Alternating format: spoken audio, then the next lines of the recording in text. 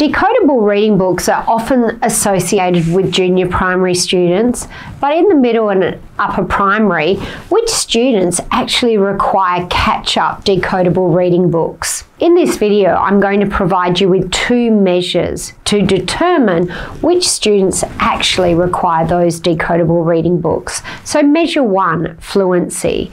You need to calculate the number of words read correctly per minute. Now, in terms of fluency, low fluency levels definitely are an indicator for the need for decodable reading books. Fluency has 3 core component skills: accuracy, the rate at which students read, but also prosody, the expression, the phrasing, the smoothness, the pace of reading as well. Fluency is incredibly important and is sometimes a neglected area of reading development, but fluency is incredibly important because it correlates with reading comprehension. Students who lack fluency will inevitably have reduced comprehension skills. Now, in terms of the average rates of reading, by the end of year 1, students should be reading 60 words correct per minute. By the end of year 2, between 90 and 100 words correct per minute. In years 3 to 6, that extends from 100 to 120 words correct per minute, and skilled adult readers should read approximately around 180 words correct per minute. The question is, how do we calculate words correct per minute to apply those norms? Well, step 1 involves some preparation. You need to select an unfamiliar passage that is appropriate for the student's reading level and make 2 copies, one for the student to read and one for you to annotate as they are reading. So, present the passage to the student to read for 1 minute. It is essential that you use a timer, and when the buzzer indicates, the reading ceases. Encourage the student not to do their fastest reading, but the best reading that they can manage.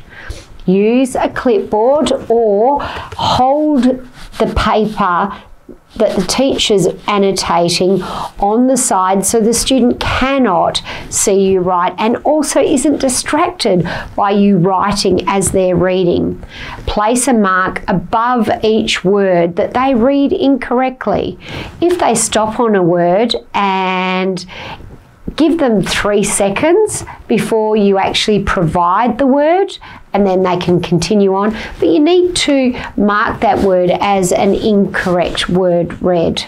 How do we calculate words correct per minute? Well, totaling up, what is the total number of words that were read correctly in 60 seconds? And then you're going to subtract from that the number of words that were read incorrectly in the 60 seconds. And the answer is the words correctly per minute, WCM.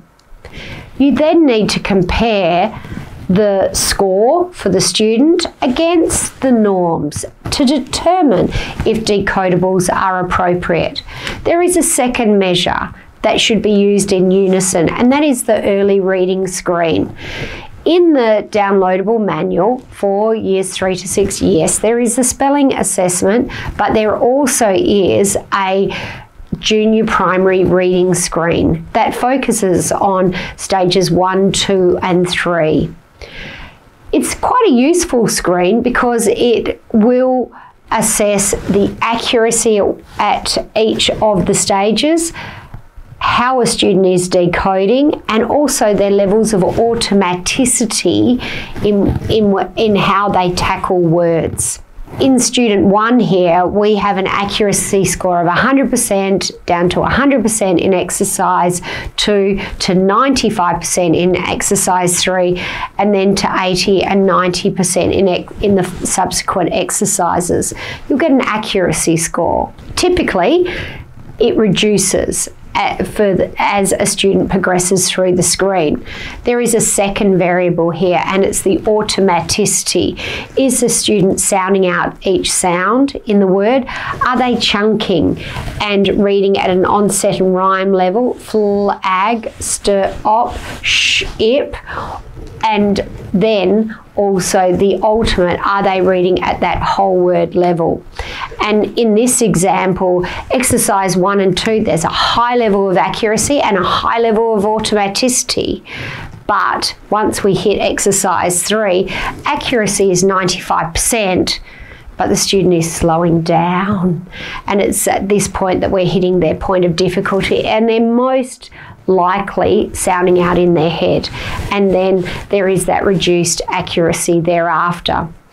In example 2, a year 3 student, again, the lower levels, there's speed, there's a fairly high level of accuracy, and then we start to hit where students slow down and then also start sounding out loud.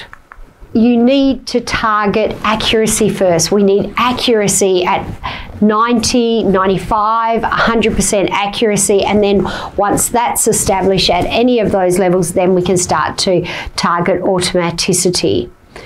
These two measures together will determine the students in your middle and upper primary students that require decodable reading books. It is then the process to match appropriate decodable reading books to the students in your care, and then to check on their reading each term. The beautiful thing is that typically when matched to appropriate reading material, reading should move far faster than spelling and writing, and even within a term, when presented with the appropriate targeted teaching material, students should show measurable improvement. If you require support, please don't hesitate to contact PLD. This concludes the video, which students in the middle and upper primary require catch-up decodable reading books. If you found this information useful, don't forget to click the subscribe button and check out our related videos shown here. If you have any questions or feedback, please add them to the comments below and we'll be sure to respond. Otherwise, you can reach us via live chat on our website, pld-literacy.org. Thanks again for viewing.